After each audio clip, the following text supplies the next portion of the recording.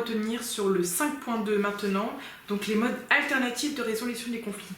Donc comme on l'a vu, un litige, un conflit, eh bien, va amener à soit à aller jusqu'en justice, mais il est obligatoire maintenant de passer d'abord par une phase dite de conciliation, une phase où on va essayer à l'amiable de se mettre d'accord sans aller jusqu'à encombrer les tribunaux. D'accord ? Ça, c'est devenu obligatoire. Il est impossible d'aller devant un tribunal s'il n'y a pas déjà eu une phase amiable préalable. D'accord ? Déjà, sachez-le.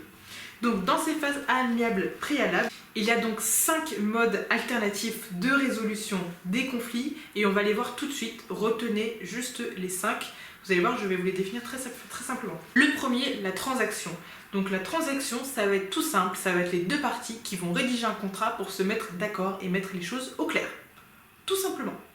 2, la conciliation, où là, il va y avoir un tiers qui va intervenir.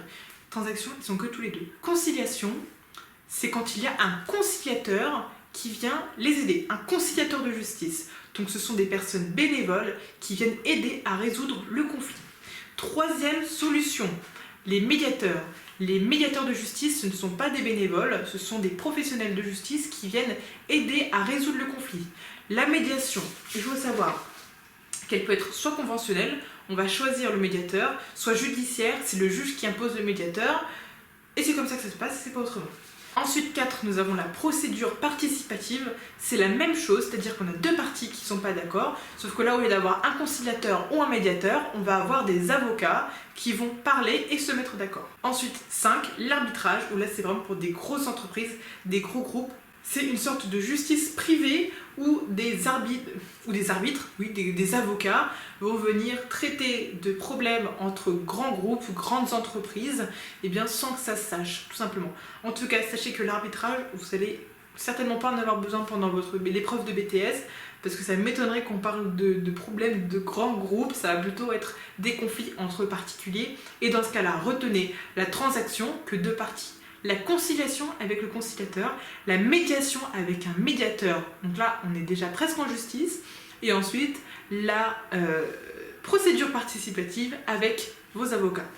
Dernière précision pour les modes alternatifs de résolution des conflits, donc il faut savoir que depuis 2020 seulement, c'est depuis 2020 qu'il est obligatoire de passer par cette solution à l'amiable avant d'aller devant le tribunal, et ce passage à l'amiable n'est d'ailleurs obligatoire que pour les litiges inférieurs à 5 000 €. Donc important, aussi toujours bon à savoir. Donc ce que vous retenez, c'est que depuis 2020, avant d'aller devant un tribunal, il faut faire une phase à l'amiable où on va essayer de résoudre le conflit sans être devant un tribunal, d'accord ? Et ça, c'est que dans le cas où le litige n'excède pas 5 000 €.